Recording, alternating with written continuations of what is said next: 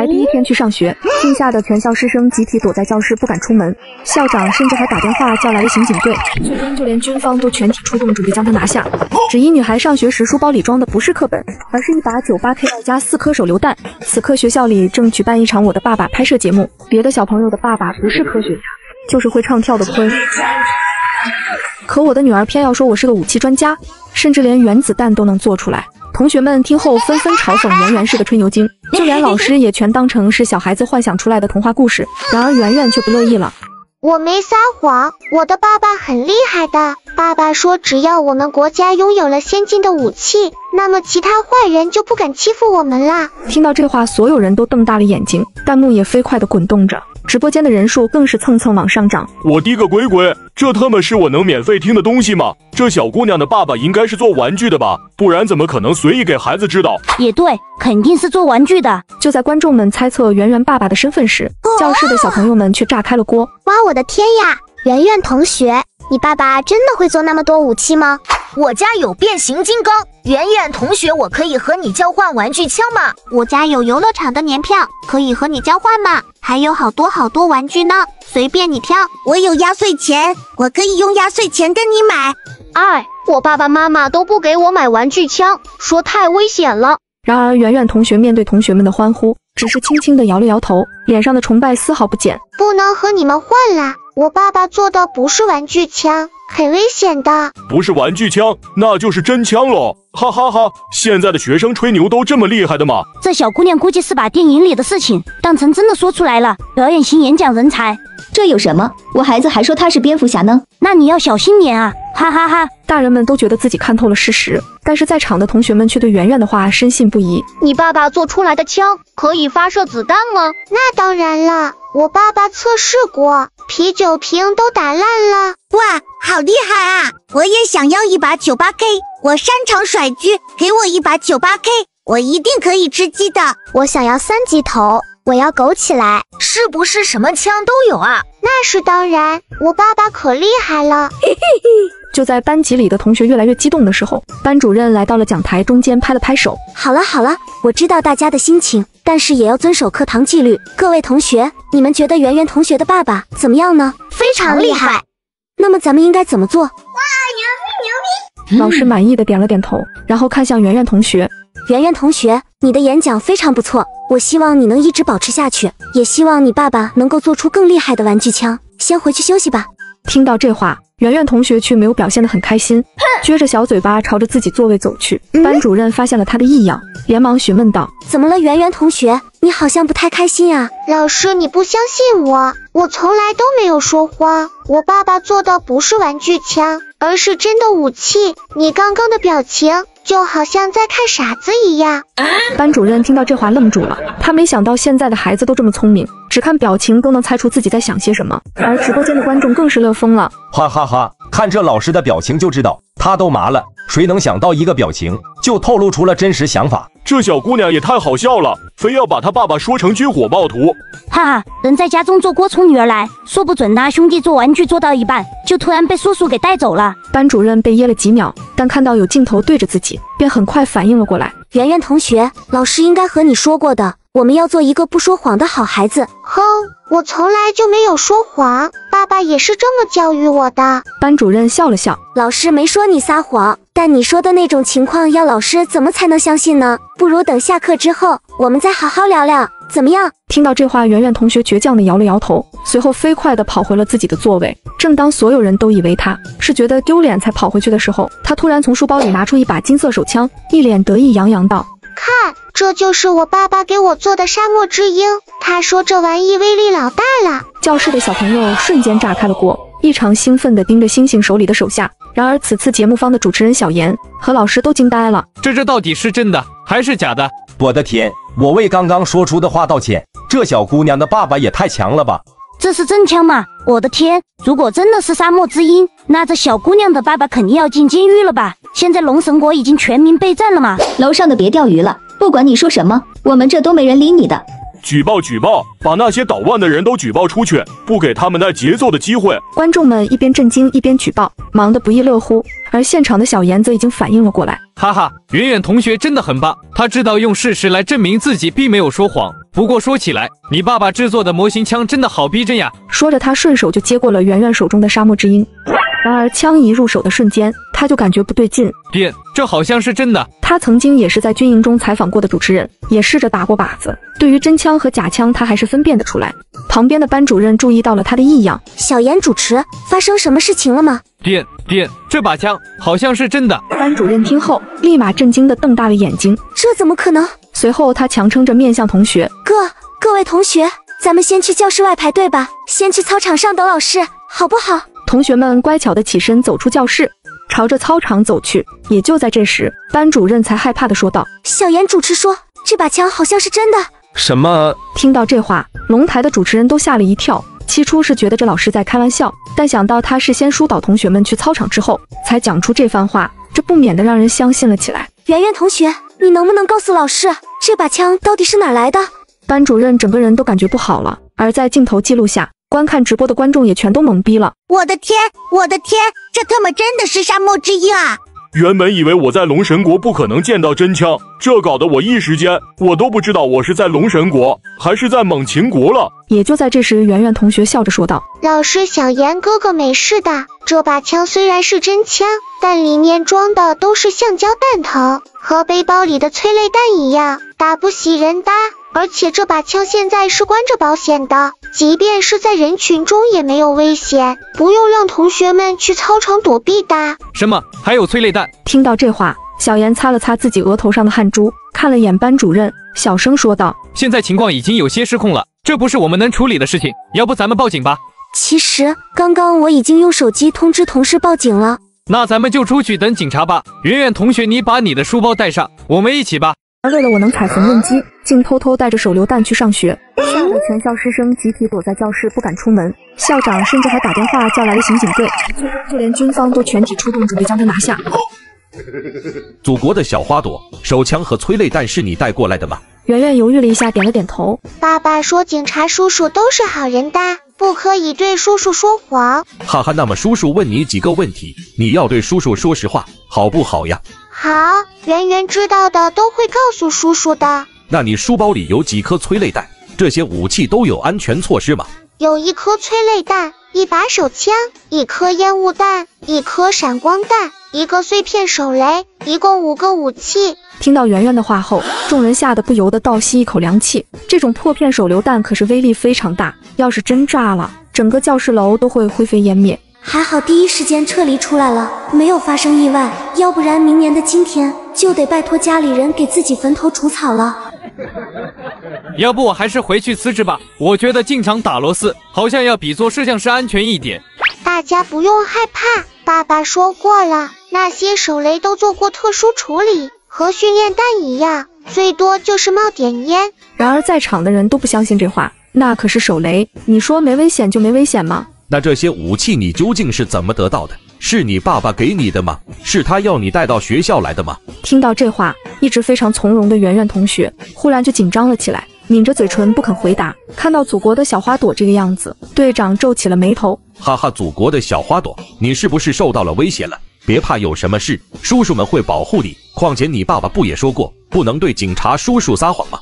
圆圆听后犹豫了几秒道：那警察叔叔，我如果说出来，你们可不可以不告诉我爸爸？哈哈，放心吧，我们绝对不会告诉你爸爸的。其实这些都是我从爸爸的武器库里偷偷拿出来的。听到这话，队长不由得紧张了起来。祖国的小花朵之前说的天花乱坠，但竟然是他偷偷拿出来的。那小花朵也有可能不知道这些武器有没有经过特殊处理。我的妈呀，这小姑娘太吓人了，差一点就能点亮爆破学校的成就了。是呀，6岁就带着手榴弹上学，20岁还不得带着原子弹上大学呀！哈哈，等警察处理完学校的事情，恐怕就是去抓他爸爸了。刚刚还在演讲我的爸爸，一会就要看着爸爸被抓走了。没过多久，警方已经开始疏散学生和老师。等学校内部没有了学生后，几辆特殊的装甲车开了进去，随后从车上下来10几个防暴战士，朝着圆圆的班级里走去。来到班级，很快就发现那个装着武器的可爱书包。防暴战士非常熟练地拿出沙漠之鹰，打开弹夹，没多久7颗金色的子弹和4颗拆掉的手雷出现在了他的手中。报告队长，枪和手榴弹都是真的，但枪都是做训橡胶弹，比空包弹的威力还小，手榴弹也都是做训弹，没有威力，只能放烟花。赵队长长舒了一口气，他悬着的心终于放了下来。看来刚刚那位小花朵没有撒谎，学校的危险算是暂时解除了。但赵队长对着镜头一脸严肃道：各位观众，虽然学校的危险解除了，但是制造枪支弹药是很严重的犯罪，希望大家可以通过此次事件引以为戒，发现可疑危险要马上报警。哎呀，怎么是做训弹啊？我还以为是真的呢。做训弹和真东西都是一样的，只不过是内部火药填充的区别，肯定是犯罪啊！而且就算手雷的问题不算，远远他爸爸制造的那把沙漠之鹰也足以让他被逮捕起来了。哈哈，祖国的小花朵好样的，大义灭亲呀！回收了所有手雷，排查了危险后，学生们也都回去正常上课了。当然，制作这批军火的罪魁祸首还是要抓捕的，只是考虑到圆圆的年纪太小，为了不给他造成太大的影响，赵队长决定在他放学之前逮捕他的父亲。在车上，圆圆爸爸的信息就已经发了过来：男下棋，自由职业，大学时就从股市赚到第一桶金，毕业后便专攻股市，成为了职业炒股人。赵队长眉头微微皱起。从资料上显示，这位下棋不可能是会制造军火的人，他如果犯罪，最多也就是经济犯罪。不过赵队长也没有细想，毕竟这份资料是有可能造假的。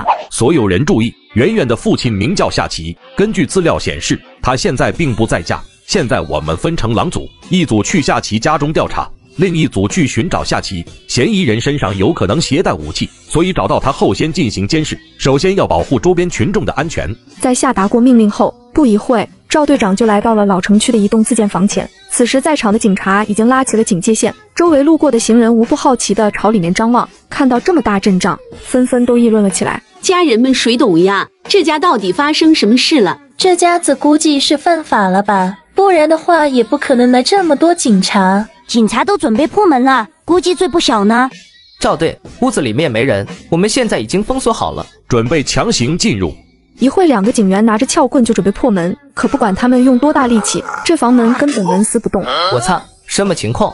而为了大义灭亲，竟带着大批警察抄我老家，更是要将我的军火库曝光给600亿网友。但叔叔却被拦在了门外，只因我房子用的材料是制造火箭的特殊钛合金。我操，什么情况？撬棍都变弯了，这门一点反应都没有。我来试试。说完，他直接走到车后备箱里，拿出了一把电锯来，看得围观群众瞪大了眼睛。家人们谁懂呀？开个门都要用电锯的吗？这人到底犯了多大的罪呀？这已经不是防备普通警察了吧？这特么是在防备特种兵啊！所有人都以为这不是真的，那些站在封锁线旁边维持秩序的警员脸色都不太好，明明他们是过来抓罪犯的，可到现在却连罪犯的门都进不去，太气人了。什么？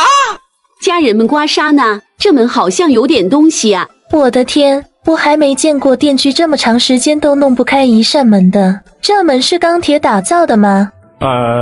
这扇大门有问题，想想办法，看还有没有其他方式可以破门进去。我觉得直接开推土机过来把墙推了，都要比开门简单。这不合规矩，周围都是居民楼和民众，先想其他办法。就算要强推的话，还需要向上面去申请，到时候人都跑了。那赵队，我们可以试试破窗进入。这居民楼1楼的窗户都用铁栏杆封住了，不过2楼没有，我们用梯子试试，能不能从2楼进入？紧，就按你说的办。很快警员就拿来了梯子，2楼的窗户都关着，他用锤子和凿子都试了试，和大门一样，根本没有用，连痕迹都没能在窗户上留下。小周，你先下来吧，既然窗户都是特殊材料，那么我们也得使特殊手段了。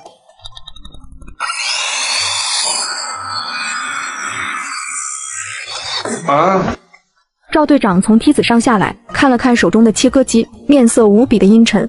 这栋房子里一定有着夏琪制造军火的证据，可他们就站在大门口，不管怎么样都进不去。一旁围观的路人把赵队长锯门和切窗子的视频发到了网上，瞬间就冲上了热搜第1。而第2条则是圆圆学校里发现手枪和手雷，一连2个热搜都出现了赵警官的身影，这不免让网友们产生了联想。我的乖乖，我能感觉到这位警察叔叔的气氛，电锯和切割机都使上了，可就是进不去。代入感真强，我现在就被老婆关在门外，不管怎么样都进不去。网友们在激烈的讨论着，现场的警察也在思考着如何能够破门。赵队，我觉得咱们用暴力手段应该进不去了，或许我们可以找这房子的主人给我们开门。监控组那边还没传来消息，那个夏琪还没找到呢。赵队不是夏琪，是夏琪的女儿。虽然他不想让圆圆同学亲眼看到自己爸爸被抓，给他往后的人生造成心理阴影，但现在情况特殊，只能先接他过来开门，然后再把他保护起来，不让他看见抓捕现场。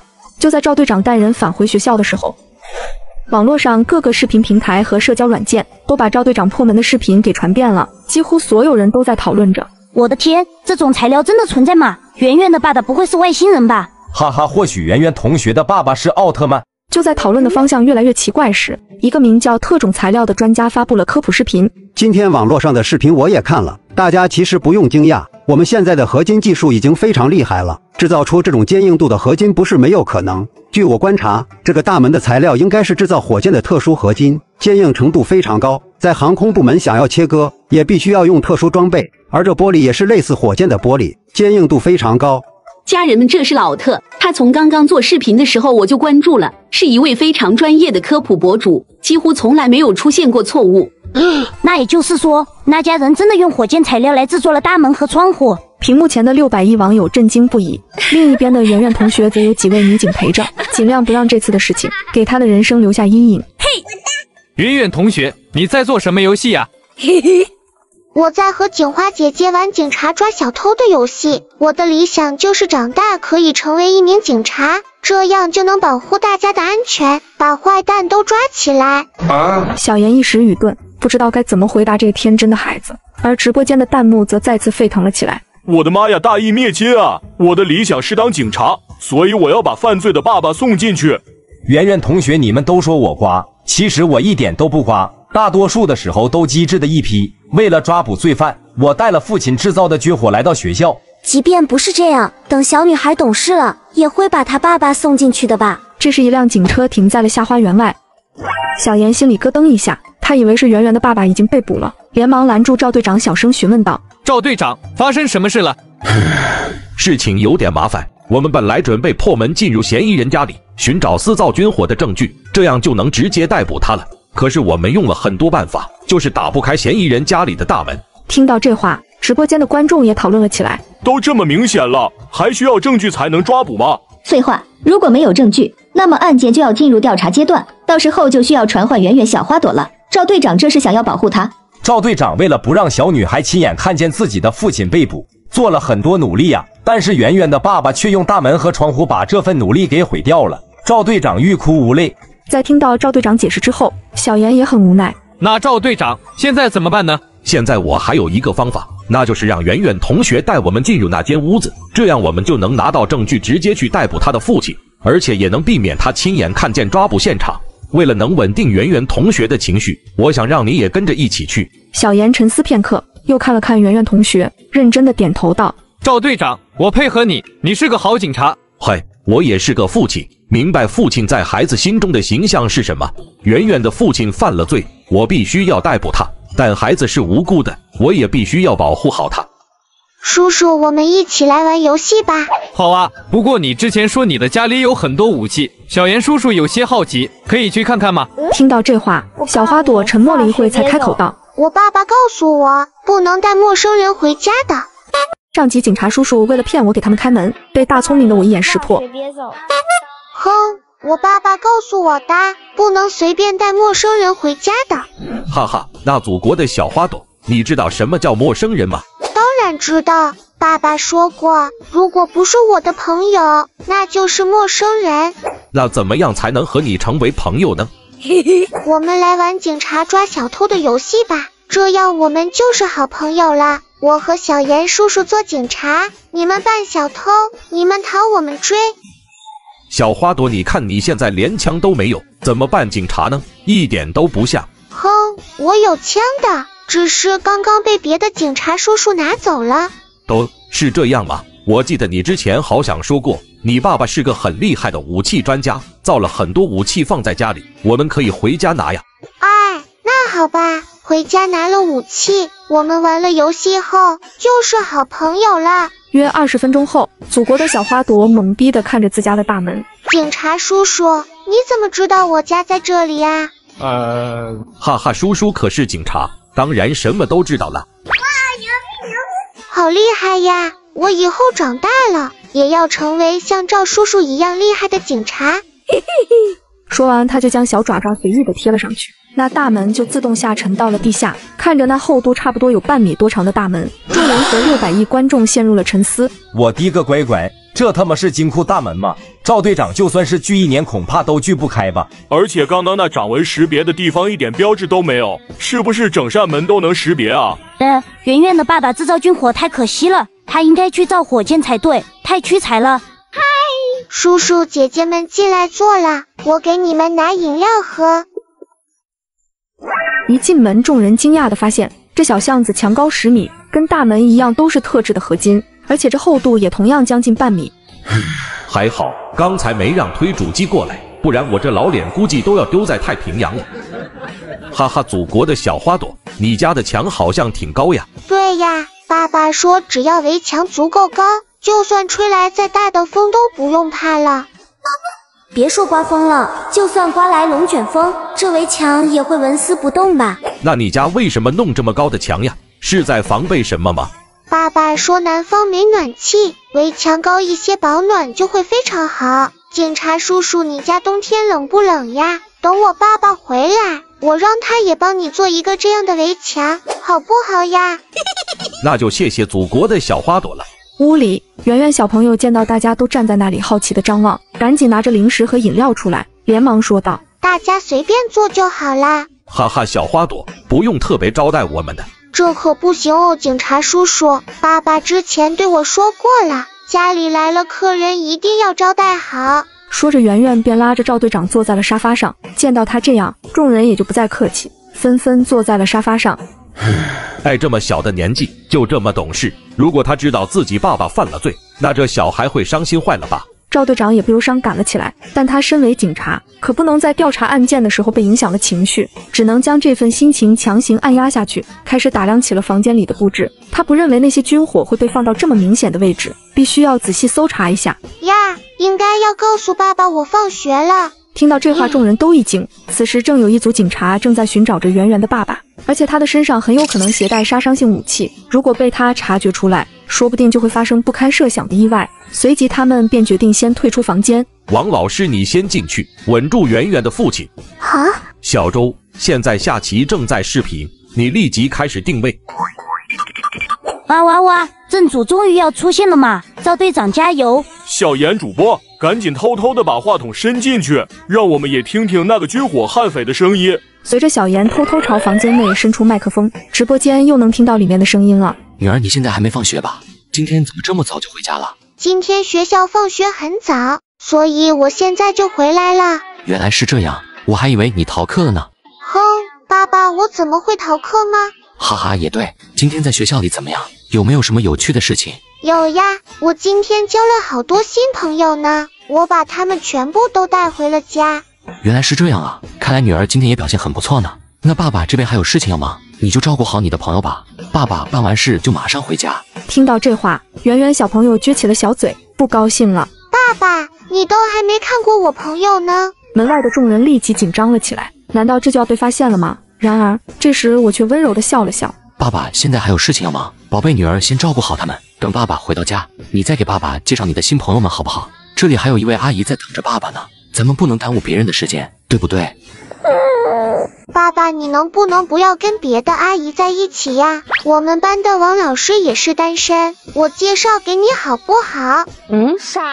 爸，我把王老师介绍给你当老婆好不好？啥？我确实是单身，但我也不想认识什么军火悍匪啊。乖女儿，爸爸在做正事呢，而且你刚刚的话可对王老师不尊重哦。那你答应我，不能和那些柳如烟们鬼混在一起，她们都是恶毒女配，坏得很的。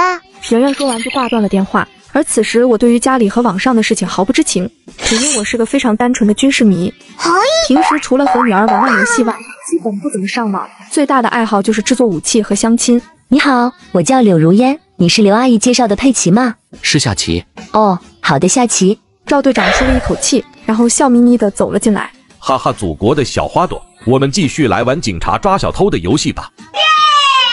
好呀好呀，我现在是警察，我要把你们都抓起来，那小花朵，现在咱们就去拿手枪吧，好不好？警察叔叔，我们上一集说好了的，你是小偷啊？小偷怎么会有手枪呀？我只能带着小严叔叔和王老师去拿，因为他们跟我是一伙的。我们要代表月亮消灭你呀！叔叔作为警察，一定要提醒你一点，坏人也是有手枪的，有的小偷也会将手枪偷走。那一会我拿来了，你再偷我的不就好了？赵队长故作怀疑地看着圆圆，你是不是玩不起想耍赖，不想给我们拿手枪？这可不行哦！听到这话，原本很开心的圆圆同学，此时眼里已经塞满了小珍珠。看着快哭的圆圆同学，众人吓了一大跳。怎么了？是不是刚才赵叔叔说话太凶了？咱们不哭不哭，他就长得这样。没有了，王老师，警察叔叔说小偷也会偷手枪，那我第一集的时候就把手枪和手雷带去了学校，我也是小偷了，那我以后是不是不能成为警察了？哈哈，原来是这样，怎么会能？你拿自己家的东西，怎么能算小偷了？真的？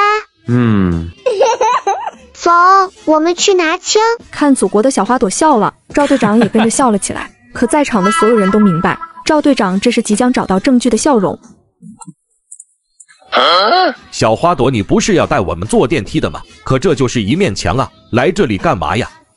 叔叔，你是不是傻呀？这里就是坐电梯的地方呀。说完，他小爪爪向墙上一按，墙壁忽然出现一道电梯，震惊了在场的所有人和600亿观众。我的乖乖，圆圆同学的爸爸不会是什么外星人吧？这栋房子也太牛了吧！墙壁还能变成电梯的，羡慕的眼泪从我嘴角流了出来。这就是我未来幻想的科技生活啊！小爱同学去9楼。好的，小姐。听到9楼，震惊的众人终于反应了过来，赶紧进电梯问道：这房子怎么看也就只有3楼，怎么会有9楼？是加上地下一共9层吗？不是哦，叔叔，地下是爸爸不让我进去的，我们真的是去9楼啊！就在众人疑惑时，这时电梯动了起来，他们却发现电梯竟然不是向上运行的，而是向着里面平移着走。这电梯怎么没往上走？难道9楼不是在楼上？就是在楼上啦，只不过要先往里面走一会儿，然后才能往上。王老师不用担心的，这个电梯很安全啦，和大门是一样的材质。随后他们明白过来，原来圆圆同学所说的9楼不是这个屋子的9楼，而是隔壁大厦的9楼。直播间的观众也猛然增长到900亿人，这部电梯着实把他们震惊到了。我的乖乖，除了科幻电影里，你们见过谁家的电梯是横着走的？家人们谁懂呀？这电梯竟然没有轨道，也没有钢筋吊着，就像幽灵一样在地底悬浮着。小妍起初并没有在意，但看到直播间的弹幕后，也是吓了一跳。圆圆同学，你爸爸不会是外星人吧？这个电梯连轨道和钢筋都没有，它是怎么运行的？我们不会掉下去吧？哼，你爸爸才是外星人呢，你全家都是外星人呢。爸爸之前告诉我了的，这个电梯只是用了悬浮技术和磁力引动以及反重力装置，只是和普通的电梯不同而已，我们很安全的。小妍无奈地笑了笑，小孩子自然不知道这到底是如何恐怖的存在。与此同时，在某个研究所内，一个年轻人拿着手机正在狂奔。老师不好了，出大事了！有人制造出了跨时代的科研产品。给你说了多少遍了，年轻人要成熟稳重点，不要动不动就那么激动好不好？还有你是不是科幻片看多了？不要听风就是雨。我们人类现在的科研技术已经进入到了瓶颈，至少要50年才能在某项尖端科技上有所突破。老师是真的，我亲眼见到的。电视台现在还正在直播呢，您不相信的话，可以打电话给电视台问问。说完，他掏出了手机直播，递到了王老的面前。王老的神情从不屑到震惊。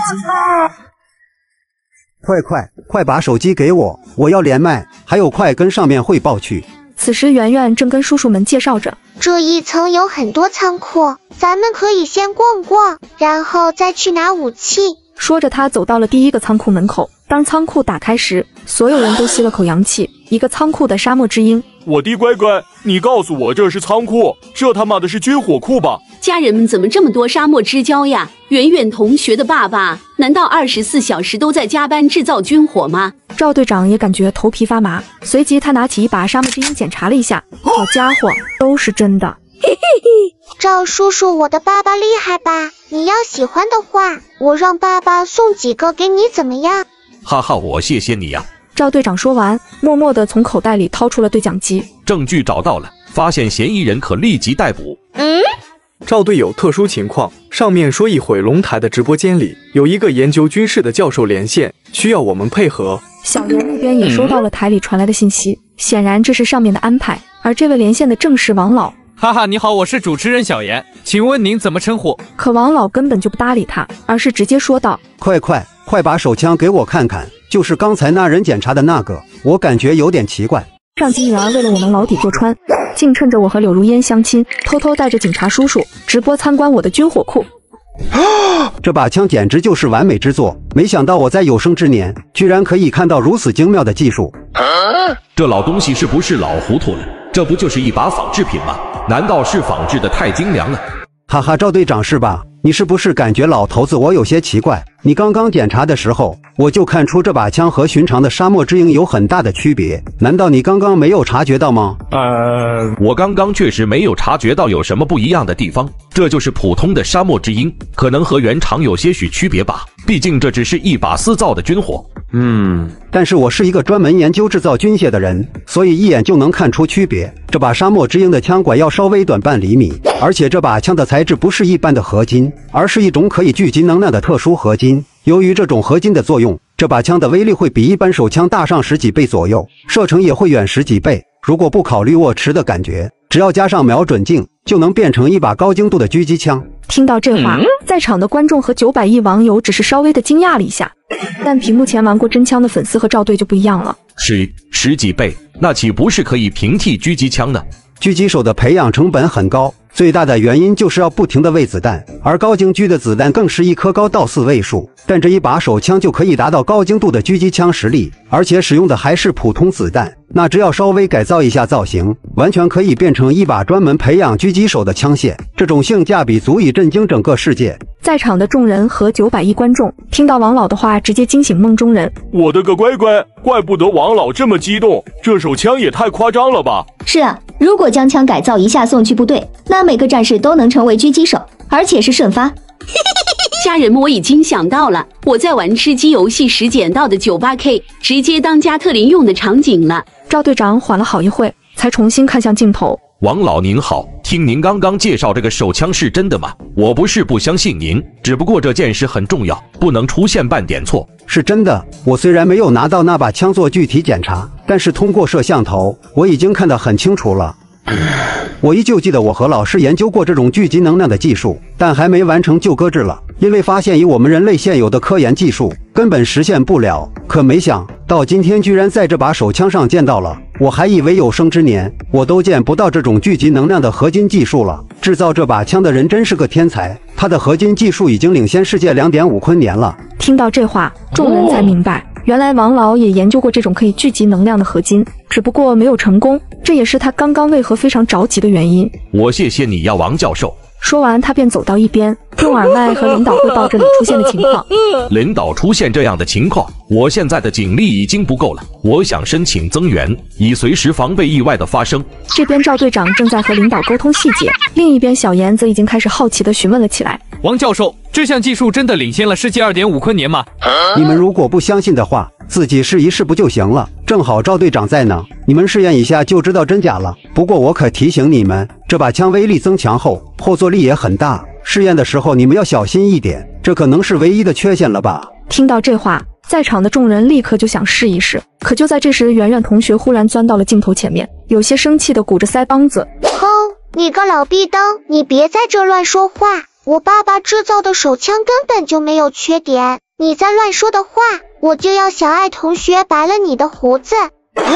所有人都吃惊地看向圆圆同学，这可是军械界的泰斗，是给龙国研究过上百款新型武器的大国工匠。龙国能在3年内将樱花国覆灭，王老不算功劳最大，但也有着举足轻重的分量。这样一个专家怎么可能会乱说话？直播间也因圆圆同学彻底沸腾起来。我的乖乖，牛批啊，小姑娘！我早就看这老头子不爽了。屁话，再特么教授也没有我对我爸做的玩具更加了解。这玩意是人家爸爸制造的，他他不知道谁知道？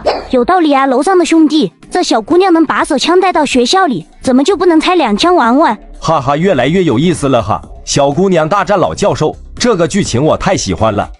抱歉啊，王教授，孩子什么都不懂，所以有些没礼貌。哼，是这位老爷爷先没礼貌的。这把手枪是我爸爸做的，根本没有缺点。这个老爷爷在乱说话。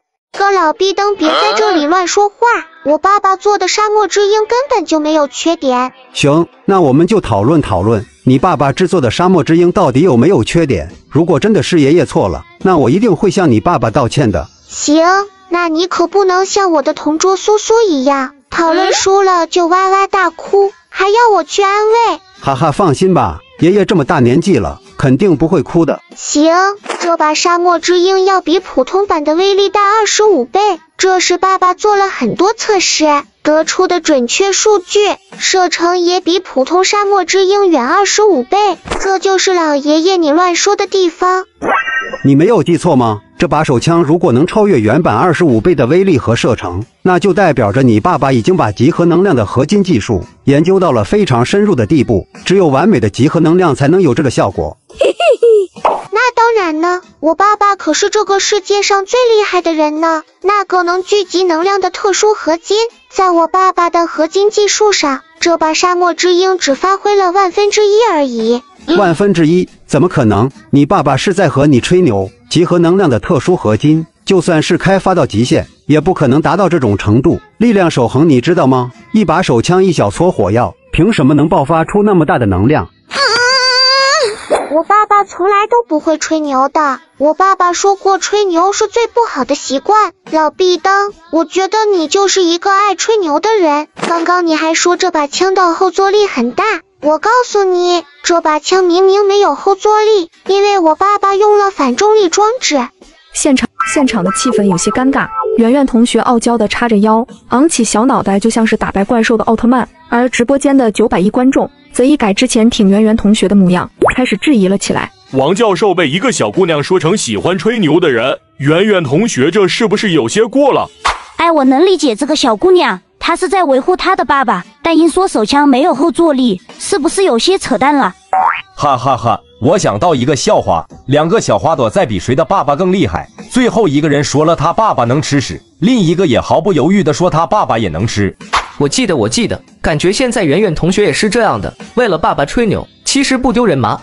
哈哈，王教授孩子不懂事，你别和他一般见识，他很崇拜他的爸爸，所以当听到您手这把枪优缺点的时候，就有些受不了了。您别在意他的话。圆圆同学生气地看着赵队长，把嘴巴鼓得溜圆。赵叔叔，我爸爸从来不会吹牛的。随后他跑到架子旁边，拿起一把沙漠之鹰，对着镜头道：哼，我现在就给粉丝们来一发，向你们演示一下。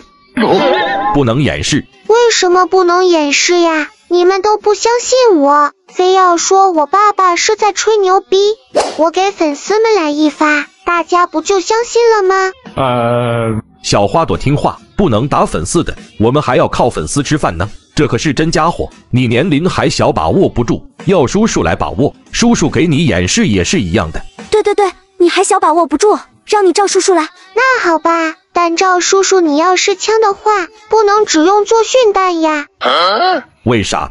因为要测试的不光是后坐力，还有这把枪是不是能有超过原版手枪25倍的伤害和射程。还有一点，我爸爸之前说过，只有在训练场内才能开枪，别的地方是不行的哦。说完，圆圆同学再次敲了敲墙面，那个电子合成声又传了出来。小爱同学，带我去训练场。好的，小姐，小爱这就为您转换房间。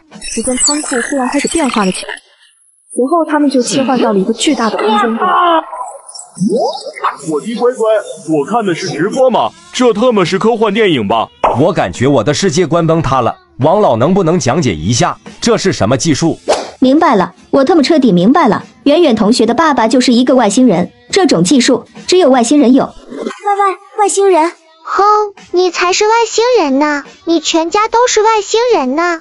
爸爸嫌每次走路都要走好远，所以就研发了这个装置，可随意在任何房间切换。这种技术好像叫啥？量子牵引技术和引动力啥的，就是把房间放在另一个空间，想要切换时就可以立马切换。太棒了！我竟然能连续看到2项跨时代的科研技术，聚集能量的特殊合金就算了，没想到竟然有人将空间转换的技术也探索成功了。这个人真的是天才。老师，你没事吧？没事，我只是太开心了，有些激动。你们开始实验吧。现在既然已经到了做训场，那就不要耽误时间了。好，那我现在就开始。赵队长，怎么还不开枪？是啊，你磨蹭什么呢？瞄准需要这么长的时间吗？我这边急的心脏病都要犯了，你那边慢吞吞的在等做饭呢。你们都没有发现吗？赵叔叔已经开枪了，而且打得很准，正中靶心。小花朵说的没错，这把枪确实没声音，我刚刚已经开过了。你当我这个老头是聋子吗？能相信你这种鬼话？你什么时候开过了？我半点声音都没听到。听到这话，赵队长也很无奈，他没有解释，而是对着靶子连开6枪，然后将地上的弹壳捡起后，来到镜头前退出弹匣。此时弹匣里已经空了，而手上的7枚弹壳在灯光的照耀下闪闪发亮。真的开过了。感受不到任何的后坐力，也几乎听不到任何开枪的声音，枪口处没有火花，硝烟反应现在测试不了，但我觉得应该很小。如果是这种情况的话，几乎不用训练就能进行射击。听到这话，直播间再次沸腾了。我的天，我特么怎么没有好好读书？现在除了发卧槽之外，什么都不会说了。我也只能发卧槽了。这种枪是不是有些过于离谱了？人类的科技真的可以达到这一步吗？我觉得悬吧，这特么肯定是外星科技。如果这把枪真的是远远同学爸爸制作出来的，那他就创造出领先世界科技100年的东西，到时别说把他抓起来了，恐怕都要供起来了吧。观众们在激烈的讨论着，而王老则整个人都在微微颤抖。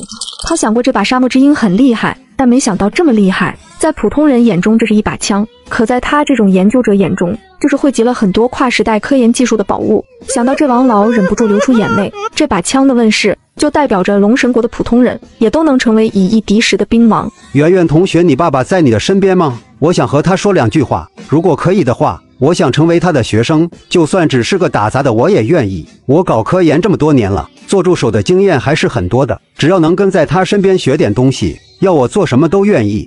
我爸爸现在不在家，去找那些柳如烟相亲了，等他回来，我会转达您的意思的。那可太好了，圆圆同学可一定不要忘记告诉你爸爸哦。爷爷放心啦，到时候我会替你多说些好话的。听到这话，王老激动地挂断了连麦，随后连忙就向着院长的办公室走去，准备拉着院长辞职，跟随我这个天才学习去。另一边，为了升局长的赵队又打起来圆圆的主意。小花朵，这里还有什么别的武器吗？你能不能给大家都介绍一下？那跟我去8楼吧，那些东西只需来一发，就能炸飞一片的人呢。警察叔叔，你们脸色好差呀，怎么还发抖呢？是不是有些冷呀？没事的，等会就不冷了，这里有空调。说完，圆圆同学直接拉着小妍的手就往里走，他都感动哭了。我自己进去就好，你去把王老师他们都带进来。小妍叔叔，你人真好。王老师他们怨念地看了小妍一眼，很快他们就来到了小妍一旁，看着这些硬邦邦的大炮和炮弹，赵队长肠子都悔青了。如果知道8楼是这些玩意的话，打死我也不会来啊。枪只要不对着人，基本就没事。可这是炮弹和大炮啊，在这种封闭的空间内，只要一发，我们就都要去见太奶奶了。赵叔叔，你要不要过来一起玩呀？这玩意可老带劲了，快来呀！哈哈，圆圆同学，咱们还是不要玩这些东西比较好，毕竟叔叔也就在电视上看过，自己也不会玩。说罢，他就一脸冷汗地往外走，但很快就被圆圆同学叫住。赵叔叔，你不会玩这些大炮不要紧的，我可以教你的，毕竟我们可都是朋友呢。我爸爸说过的，对待朋友一定要真心哦，要用自己最喜欢的东西来招待朋友们的。哈，你的手机怎么就烂成这样啊？真是不心疼钱。没事儿，我这还有几台新手机呢。这么多，是最近趁618打折买的吧？才不是呢，直接在左下角下载领的有华为 Mate 60 Pro 和苹果15 Pro 各5000台，完成任务后各种款式随你挑，不是手机买不起，是薅羊毛更有性价比。天天听人说左下角，真的能领到吗？我手机都拿你面前了，咋还不信呢？你看我当时的发货短信都还在呢，群里还有很多兄弟也说自己拿到了，不信你现在点左下角试试看。还真是，上线就能看到领取界面，是都能领吗？当然，你先把华为给领了，再继续挂机把苹果给拿下。行不拿白不拿。哈哈哈，吃瘪了吧，赵队长？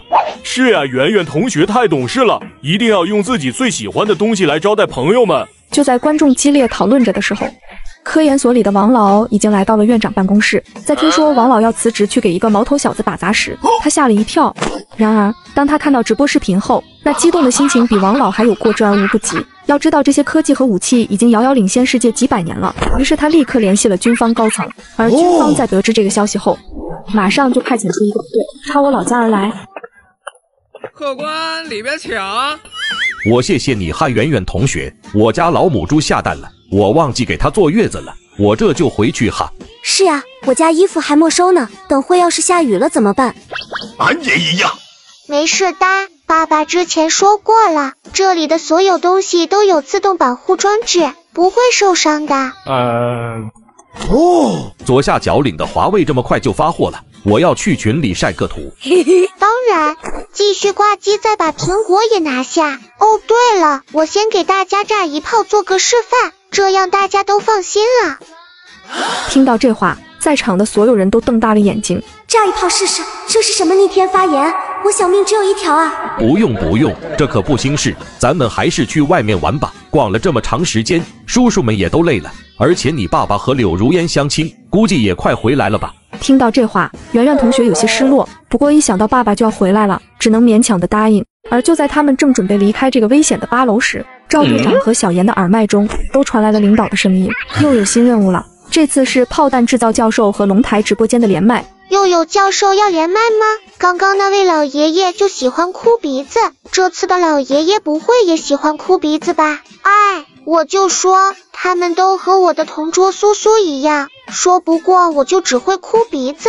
小严有些无奈的笑了一声，来到他身边揉了揉他的脑袋。圆圆同学，咱们可是好学生，可不能在背后说人家的坏话。但是人家说的都是真话呀，我又不能说谎，又不能说真话。哎，好学生真的好难当哦。哈哈，咱们可以不说嘛，既然说了真话别人会生气，又不能说谎，那我们也能不说，对不对？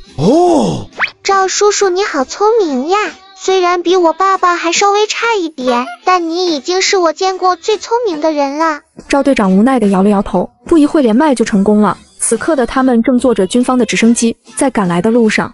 圆圆同学，咱们又见面了，刚刚玩的还开心吗？圆圆盯着屏幕，小脸憋得通红，他很想说话，但刚刚赵队长说了，自己如果说话的话，对面的老爷爷又哭鼻子。不过王老倒是没有太在意，直接介绍起了自己身边的老人。各位，这位便是我们研究院的朱院长，他就是炮弹制造的教授。各位好，咱们长话短说，直接进入主题吧。你们现在不要乱动，最好也不要随意走动。如果碰到这些炮弹的发射按钮是很危险的事情。你们现在处于一个密闭的空间内，如果意外发生，所有人都承担不了这个责任。明白，朱院长，我们绝对不会乱动的。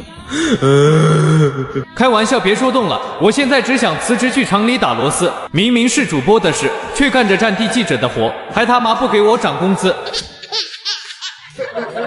还有，根据我刚刚的观察，这些炮弹虽然和常规炮弹长得一样，但和9楼一样都是被特殊合金改造过，威力和爆炸范围要比原版恐怖数十几倍都不止。打个比方来说吧，在右边角落里的那一门大炮，如果是原版，最多就是能击碎一个小土丘，可现在的这一门大炮再加上炮弹，毁灭一个小城市不在话下。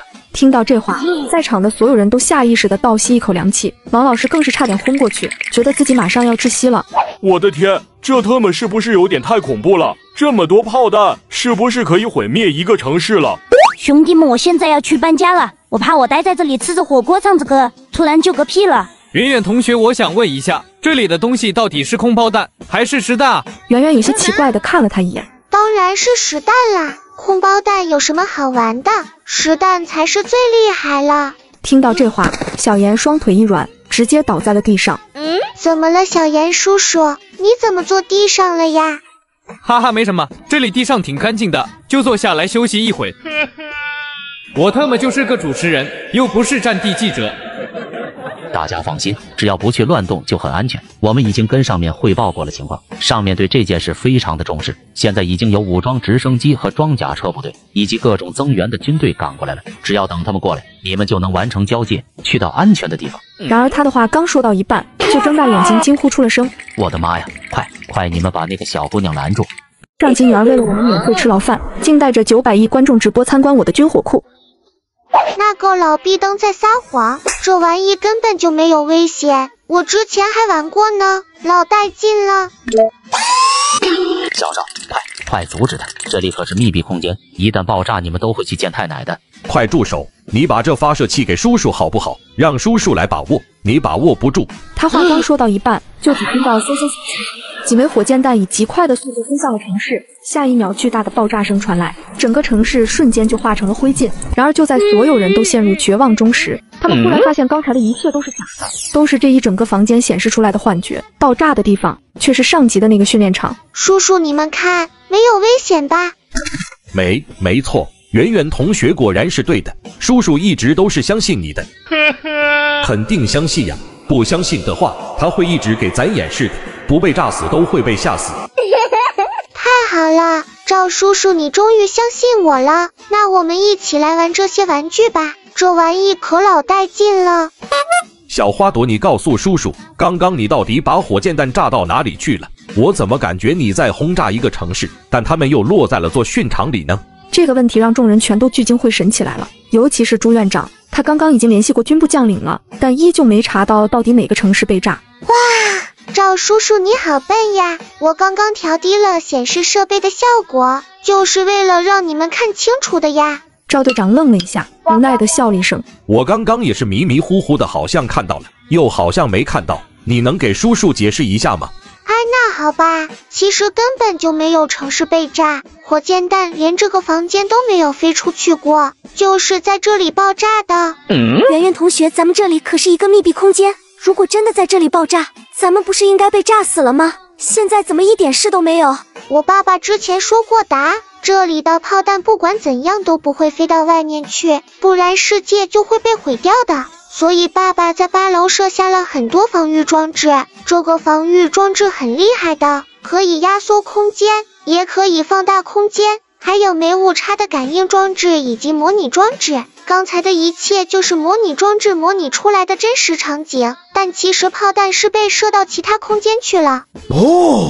老王，这种技术已经不是遥遥领先世界几百年了，而是纯的外星科技啊！是啊，老朱，我们得尽快去到现场。这座房子不光对我们龙神国是一座宝库，而是对于整个科学界都是一座宝库。从今天开始，我们龙神国将颠覆整个科学界。两人无比的激动，心想一定要把夏琪这样的天才邀请到研究院来，定不能让他受了委屈。小花朵，爷爷想问你几个问题。你知道什么是空间放大和压缩吗？爷爷还是第一次见到如此神奇的技术，你能跟爷爷说说吗？当然可以了，老爷爷，我给你解释一下哈。就在女儿跟朱院长解释的同时，我正坐在咖啡店里观看着直播。其实早在家里来人时，我就发现了一切，只因我们夏家有一个非常奇怪的祖训，即便我有非常厉害的科研天赋，发明出了很多划时代的装置，却不能为龙国效力。为了不违背祖训，所以就只能用这种隐晦的方式将这些装置曝光出去。宝贝女儿冲啊！等事情结束后，爸爸一定带你去吃大鸡腿。你竟然还有孩子，有孩子还来相亲，我呸！下头男，什么人啊，在这浪费我如烟大地的时间。另一边，朱院长震惊地瞪大了眼睛，他不过是尝试地问了一下，没想到圆圆真的懂这些东西。圆圆同学，你可真厉害，就连我们科研所的研究人员都比不过你。老爷爷，你听懂了？我爸爸之前说过，这些东西只有我们家里人才能稍微理解一点，平常人根本都不会相信。听到圆圆的话，朱院长无奈地笑了一声。圆圆小朋友，我这老头子也就是个普通人而已。其实你刚刚说的那些，我也只是稍微了解一点。科研所有单独的部门研究这些，只不过我们现在还在探索阶段。那么就是说，老爷爷你是个小笨蛋呢？哈哈，没错，我这个老爷爷呀，可比不上小天才呢。老爷子，我确实是个小笨蛋。那当然啦，我可是很聪明的。我爸爸之前说过，我就是比他稍微差那么一丢丢而已。当然了，圆圆同学就是世界上第2聪明的人，而你爸爸则是世界上第1聪明的人。如此彩虹屁，深得圆圆同学的认可。老爷爷，你还是很有眼光的嘛。那咱们俩现在是朋友了，我再教你一些其他的技术吧。随后女儿又将宇宙信号的事情和空间类问题结合起来，将我发现可以创造虚拟宇宙技术也都说了出来。坐在直升机上的朱院长和王老互相对视一眼，彼此都看见了对方眼神中的兴奋和激动。圆圆同学的话已经直接击穿了2个人的世界观，他们的视野和思想再也不受到现代科技的限制。就在他们2人异常兴奋时，一旁圆圆的举动又把众人吓了一跳。来玩呀，赵叔叔，这玩意老带劲呢，我都迫不及待想要开第2炮呢。小花朵，你刚刚解释了那么多东西，是不是就为了让我们放心的和你一起玩这些玩意？没有，绝对没有。嘿嘿嘿，赵叔叔你还挺聪明的。赵队长无奈地笑了一下，果然是这样。而听到此话的朱院长激动的就要从屏幕里钻出来了。这些炮弹可是拥有划时代科研技术的，可不能再消耗了。等我们研究完了之后，你们再玩。对呀，小花朵，咱们可不能再乱玩了。老爷爷他们还想研究这些炮弹呢。你和老爷爷是朋友对不对？你可不能让老爷爷他们着急呀。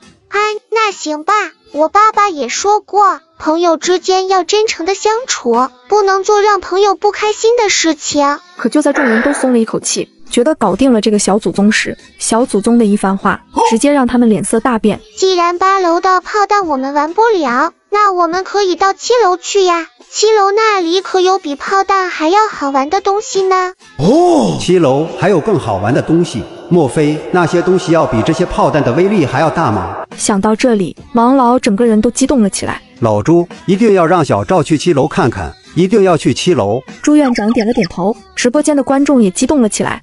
我的乖乖，还有比炮弹更刺激的东西。9楼是枪械，8楼是炮弹和发射器，那么7楼该不会是奥特曼和怪兽吧？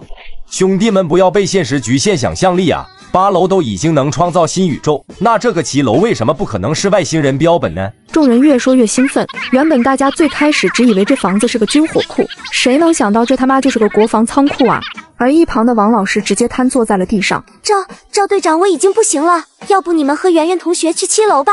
是啊，正好我在这里陪着王老师，而且圆圆同学我们对这些玩意不了解，不如就让专业的赵叔叔陪你去吧，你们一路作伴，肯定有很多共同语言的。对，我觉得小妍这个建议很好，我们都对这些玩意不了解，赵叔叔是警队队长，他接触的比较多一些，他陪你去，你们肯定聊得来，也能有不少共同语言。听到这话，赵队是满脸的无奈，如果可以的话，他也不想去。小妍啊，我不太会用摄像机，你如果不去的话，可能朱院长和王老就连麦不了了，900亿观众更是看不了直播了呀。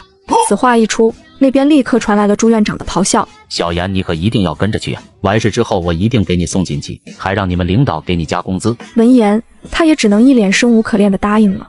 哈哈哈，太搞笑了吧！看得出来，他们都不想去7楼。是啊，笑容不是消失了，而是转移到了我的脸上。最惨的还是王老师，招谁惹谁了？明明只是一个普通的老师，却非要让他去做不普通的事情。那咱们走吧。众人看着圆圆同学都暗暗决定，到了7楼一定不能再让他乱跑，如果再让他乱发射什么，大家可能就要被吓出心脏病了。怎么了？大家为什么都看着我呀？是不是我脸上沾了什么东西呀？哈哈，怎么会呢？我们是发现圆圆同学好像变得更可爱了。说着，王老师直接走过来抱起了他。今天走了这么多的路，圆圆同学一定累坏了吧？去7楼我就这样抱着你好不好？谢谢王老师。那圆圆同学，9楼是存放着枪械的地方，8楼是存放炮弹和大炮的地方，那7楼放着什么东西啊？王老师，我爸爸之前说过的，惊喜如果提前说了，那就没有惊喜的感觉了。唉，希望不是惊吓就好。去往7楼的走廊时，墙上的一幅画引起了大家的好奇。哎，这上面的人长得好像那啥。这个人长得确实很像佩奇，但又不是佩奇，那他到底是谁呢？就在他们疑惑之时，直升机上的朱院长和王老却是震惊的瞪大双眼，因为这幅画上的人正是他们的老师夏佩奇。两位老人见到自己老师的画像，直接激动的哭了起来。老师朱院长，你们怎么了？王老指了指屏幕，还记得你之前一直问我为什么整个科研所都没有我老师的照片吗？不是我们不想留下他的照片，而是老师不允许我们这么做。他曾经说过，如果敢留下他的照片，那么他就不会认我们俩做徒弟了。他也不让龙国为他留下任何东西纪念。其实他才是为我们龙国科研做出贡献最多的人，也是最尖端的科技人才。老师，您不是说佩奇老教授从来没有留下任何照片和文字资料吗？那怎么这里会有他的画像？听到这话，两个老人都愣住了。老师，你们说我那位师爷有后人吗？两位老人顿时陷入了沉思。过了一会，王老突然反应了过来。当年佩奇老教授在离开后，曾经给他寄过一封信，上面是有地址的。于是他赶忙翻了翻手机，在看到地址后，他忍不住笑出了声。老朱啊，我们可真是笨啊！现在我们要去的地方正是老师的家呀！什么情况？朱院长整个人都傻了。而与此同时的海外一个大型会议室，整个世界的帝国高层全都汇聚于此，并且他们的脸色都十分的难堪。而在会议室的大屏幕上正播放的一整个直播画面。龙国怎么会有这种军火武器？还在家放了枚烟花，却吓得全世界进入了战备状态。美国更是放弃了对龙国的施压，哭着喊着龙国能够尽快控制住小女孩。只因女孩的玩具不是洋娃娃，而是足以毁灭世界的蘑菇蛋。这可好玩了，叔叔，我们一起来玩好不好呀？炸完了之后会出现很大的一个蘑菇呢，可好看了。听到圆圆的话，不光众人和900亿观众吓傻了，就连樱花国的总统都吓懵逼了。快，赶紧让人准备！现在蘑菇弹随时都有射入我们樱花国的风险，你们一定要拦下来。那个我们是不是有些过于紧张了？龙国毕竟距离我们很远，我们樱花国可是有最先进的拦截系统，肯定能拦截下来的。你们脑子里装的都是大便吗？那里面可都是充满了划时代科研技术的地方。你觉得那蘑菇弹能是普通蘑菇？你们为什么不让人家发射蘑菇弹？刚刚发火箭弹的时候也只发射1枚，就不让人家玩了？这些东西可是我爸爸制造出来的，一点危险都没有。我今天一定要发射给你们看。圆圆同学，这些蘑菇弹太危险了，咱们不要去玩那些东西。等我过去后，给你糖吃好不好？我不想吃糖，老爷爷，我觉得我们不是好朋友了。你都不陪人家玩，你是坏蛋。我爸爸说过，不能和坏蛋讲话。坏蛋，你不要和我说话了。眼见自己劝不住圆圆同学，朱院长只能着急的拿起手机给将领打去电话。将领了解情况后，却哈哈一笑：没事的，放心好了。将领，你刚刚说了什么？你还是多出来走走吧，天天做实验，你的脑子都有些不会思考正常问题了。行了，我这边还有其他事情。说完，将领就挂断了电话，这让朱院长整个人都愣住了。老王，刚刚将领说让我们放心，我没听错吧？我觉得还是相信将领吧，他那边的资料可比我们要全面的多，可能是见到了什么之后，他才会这么决定的。赵叔叔，你该不会也跟那2个坏人一样，不让我玩蘑菇弹吧？看着圆圆同学手里的遥控器捏得越来越紧，赵队长灵机一动，哈哈，怎么会呢？我可是和圆圆同学一个阵营的，只不过现在叔叔有些累了，我们先休息一下再去玩蘑菇弹，好不好？你们先在这里休息一下，我自己先去来一发，等发射完再给你们玩另外的蘑菇弹。说罢，圆圆同学就跑了过去。爸爸之前说过的，这个经过他改装过的蘑菇弹叫蹦蹦炸弹，威力可是要比普通的蘑菇弹厉害1000倍呢。嘿嘿嘿。一瞬间，各个帝国的防卫军瞬间开始工作了起来，所有的警报都亮起了红灯。快开启卫星定位和拦截导弹系统，千万不能有半点马虎。只要发现哪枚蘑菇弹，不管它在哪里，都一定要将它在空中击毁。然而就在这个时候，7楼里创造出来的新宇宙再次出现，直接将蘑菇弹吸了进去，在万米高空飞行了约2坤半后，模拟出来的所有的建筑物一瞬间就在高温下化成了灰烬。有些胆小的看到这个画面后，直接吓尿了。杀鸡给，太恐怖了！这是人间地狱吗？龙国就不该拥有这么先进的科技。我们必须利用所有的帝国，都去给人生活是加压力，让他们学会这种恐怖的武器。在别人都害怕于蘑菇弹的威力时，圆圆同学却是开心的笑了起来。这蘑菇云也太好看了吧！如果是一个真蘑菇，应该很好吃吧？这怎么可能是个小姑娘？她一定是伪装成人类的外星人，不然的话，怎么会觉得蘑菇云好吃？看吧，发射蘑菇弹根本就没有危险的。赵叔叔，咱们一起再发射一枚蘑菇弹，好不好呀？圆圆同学，我现在还有点累，我之前抓贼的时候受伤了，你看这样好不好？你也坐下来休息一会，叔叔给你讲故事好吗？哦，太好了，我最喜欢听故事了。哈哈，既然你想要听故事，那一定要听叔叔的话，以后可不能一个人去玩好玩的蘑菇弹，这样等我们休息好，咱们再一起去玩蘑菇弹。哥哥最好啦。小花朵，这是做怎么用的？哈哈，这肯定是圆圆同学不忍心我们坐在地上，专门给咱们准备的椅子。是啊，圆圆同学太懂事了，他真的会为朋友着想呢。大家先坐上去吧。众人点了点头，都坐在了轮椅上。现在终于可以和大家一起去发射蘑菇弹喽，咱们快开始吧。说完，他就再次跑向了另外一枚蘑菇弹，而赵队他们的轮椅竟然自动地跟在了圆圆的身后，这让赵队长直接懵逼了。给发射器只要稍微按一下就行了，不用消耗太多的力气的，这样你们坐着玩，既能休息又不耽误发射。这一次我们就直接把那颗星球给炸掉吧。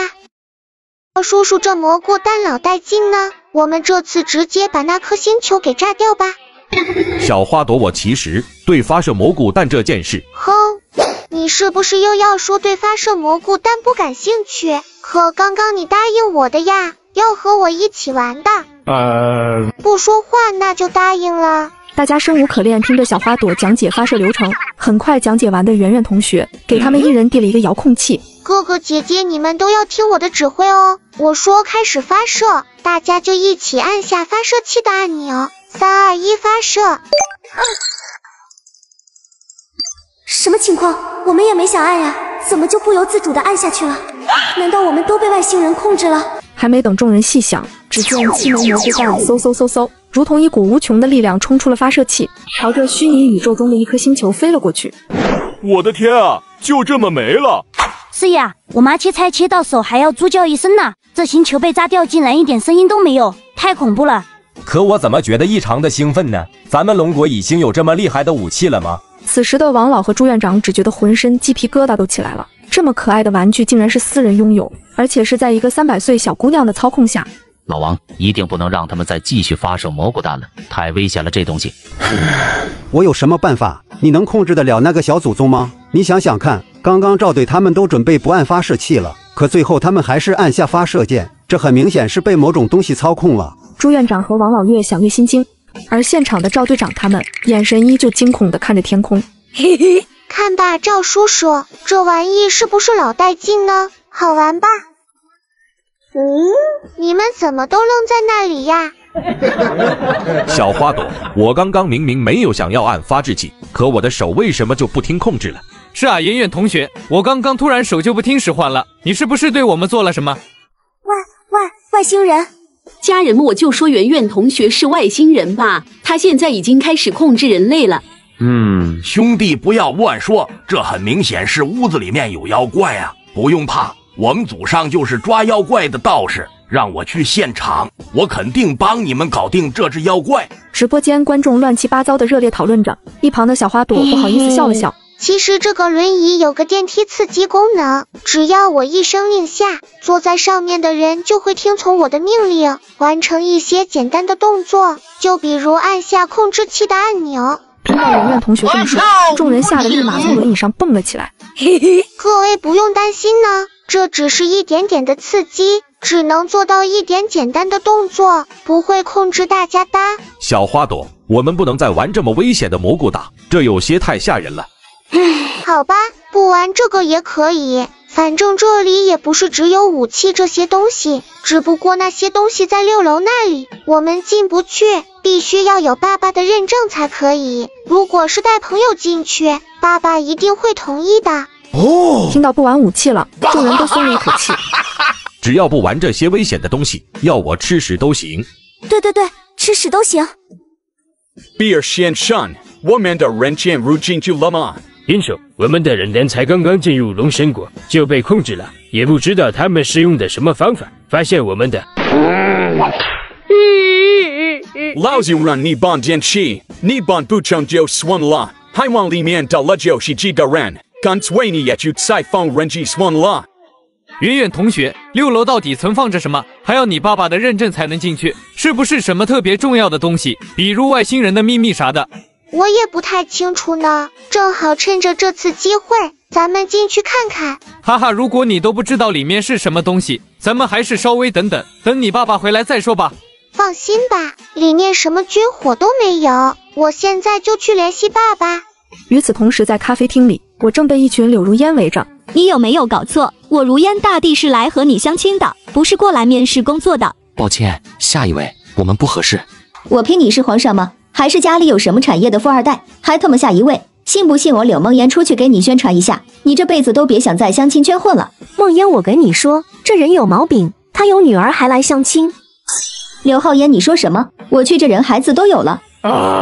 有女儿你还来相什么亲啊？你去看看电视龙台的直播节目，如果你是那女孩的爸爸，不管你什么样，我都愿意跪舔你。就你这样的屌丝求我骂，我都懒得骂。说罢，他还拿着手机打开了龙台的直播。你看看，这是别人家的女儿，这么小都能用这么高科技的东西打电话，你女儿可以吗？女人看着屏幕中的圆圆同学，满眼都是羡慕，我搭理都懒得搭理她，注意力完全放在了和女儿的视频上。就在这时，视频接通了。我操！我跟女儿打了一个电话，却吓得全世界派杀手要将我暗杀。只因女儿用来通话的设备是领先全球科技上千年的概念光幕，它不仅可以将画面全息投影在面前，更是可以将投影实体化。爸爸，你怎么还不回家呀？人家还要把王老师介绍给你当老婆呢。爸爸正被一群柳如烟围着，等会就回家。哎，都说了不要找那些恶毒女配，看出麻烦了吧？爸爸，你快把6楼的认证给我。好，我已经把认证给你了，你们去玩吧。说完，我便关闭了视频通话。你就是那个夏琪？你刚刚不是说要走了吗？麻烦快一点，我还赶着回家呢。看，这就是我说的惊喜。虽然它很大，但是我觉得它跟蘑菇蛋比起来，一点都不好玩。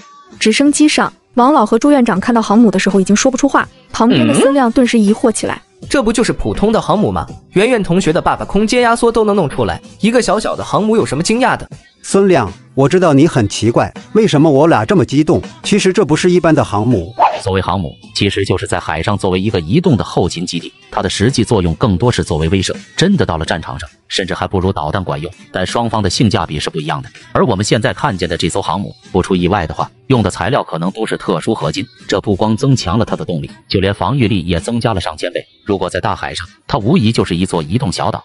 两位老爷爷，你们说的不对哦，那个是在海里游的，这个叫空中航母，是在天空上飞的，就连太阳上咱们也能去玩一玩呢。听到这里，王老和朱院长人都傻了。一说能去太阳上玩，是不是有些让人难以相信了？是啊，太阳的温度很高的，就像是一团火球一样，任何东西靠近都会被烧坏。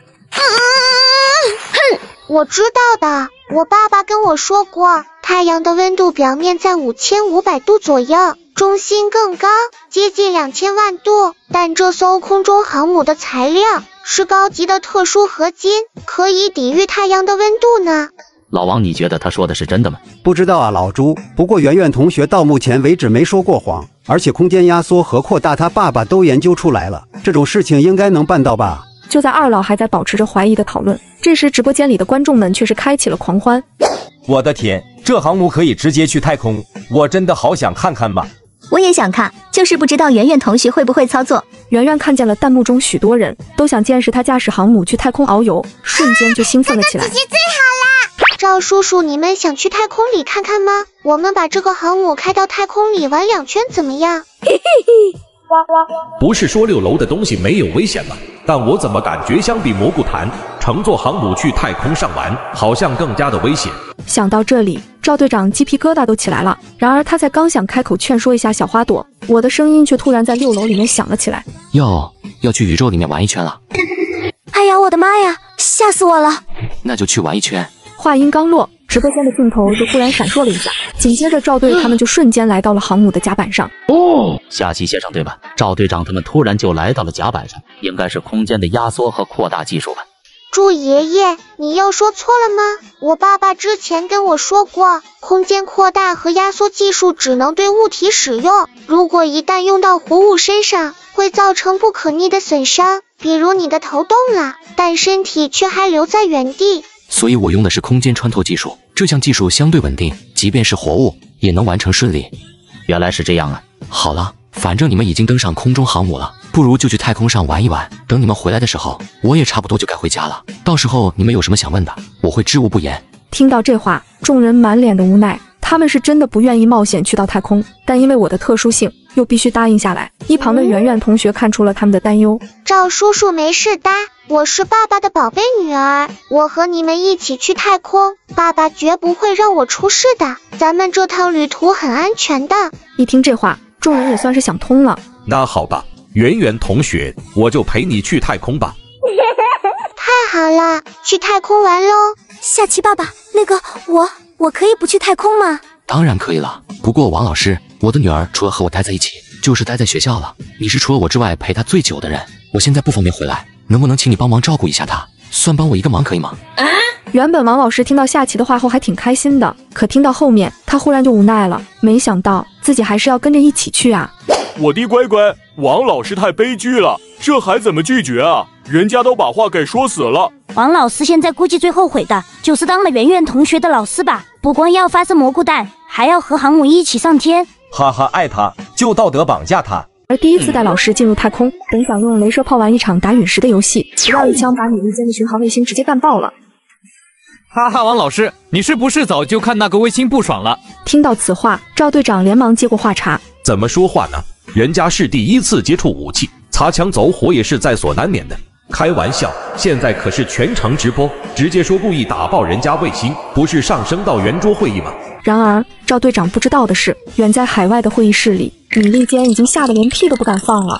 太恐怖了，龙神谷现在太恐怖了，这种东西我们只敢在科幻电影里想一想，现实中真的能够被研究出来吗？外星人，他们就会对家受了外星人的帮助。圆圆同学，你要相信老师，我刚刚真的不是故意的。哦，王老师，那也就是说，只要不是故意的，我也能去炸了那个空间站是吗？我去，这是什么逻辑鬼才？哈哈哈，只要你不是故意的就行。我知道了，王老师，那我们就打陨石丸吧。闻言，几人纷纷点头，反正只要圆圆同学不去把米利坚的空间站炸掉就行。小爱同学带我们去陨石最多的地方。好的，小姐，现在进行空间跳跃。小花朵，这么多的陨石要是撞到航母上，我们岂不是瞬间就会去见太奶奶了？呀，我女朋友还在家等我呢。我女朋友都没有，不是更惨？你没上新浴室是吗？我和我对象就在上面认识的，年底都要结婚了。你说哪认识的？新域你都不知道？来，你看，面漂亮的单身妹子一抓一大把，那长相身材也是要啥有啥，性格好会粘人的多得很，而且资料都是实名认证过的，也不用担心照片，随便看随便挑，喜欢哪个不用加好友，直接就能语音视频。关键上边女的多，男的少，美女都热情的很，一上线就10几个美女主动给你打招呼，聊都聊不过来。这行，快给我整一个，直接左下角下一个就能聊，那追你的妹子都得排好几条街了，脱单分分钟的事。行，我这就下一个。很快他们就发现周围这些陨石竟然全都穿越了航母，就像没有实体一样的漂浮在宇宙中。老王，这为什么陨石在击中航母时竟然直接穿越过去了？我也不知道，我只感觉在圆圆同学面前，我好像都要变成文盲了。朱院长也无奈地叹了口气。圆圆同学他们家的高科技已经超出了他们的理解范围，经过上几集事情后，他们也都学乖了，反正都要打脸，还不如直接等圆圆同学来解释。什么情况？难道我们现在变成了归魂模式了吗？王老师，不是的，我们现在只是在进行空间穿梭而已，陨石和航母已经不在一个维度了，当然就撞不到一块去呀。听到这话，众人都懵懵懂懂，圆圆也没有继续解释，只是兴奋地向着陨石开启了射击模式。没过多久，众人也都纷纷加入了战斗，一会周围的陨石便全部被电磁炮摧毁。这场畅快淋漓的真实宇宙大战让小妍等人非常兴奋，不过他也没有忘记工作，随后又看了看海外论坛对这场直播的讨论，然而一条信息立刻就吸引了他的注意，米利坚空间站被陨石锁定了。一脸疑惑的他立刻询问起了小花朵。圆圆同学之前要撞上我们的陨石，好像突然锁定了米利坚的空间站，这个是你操作的吗？没错，就是我操作的，谁叫他们以前天天欺负我们龙国，我就稍微修改了一下陨石的轨迹，不会真的撞上哦，就是吓唬吓唬他们。宝贝女儿玩的还开心吗？要是开心了，咱就回家吧。爸爸已经做好了饭菜等着你了。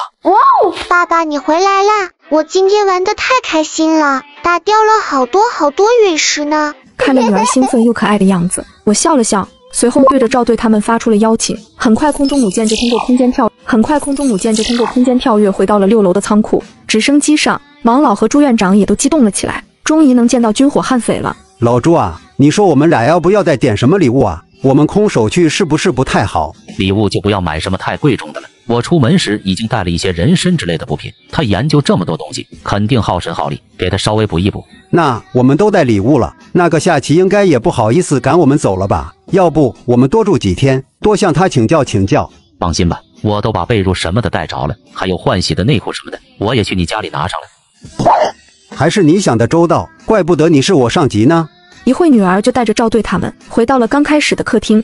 这时赵队和小妍倒是有些紧张起来，毕竟他们此次前来的目的就是为了抓捕军火悍匪，而一旁的王老师更是害怕的脸色苍白。王老师你怎么啦？难道是要给爸爸当老婆啦？太紧张了吗？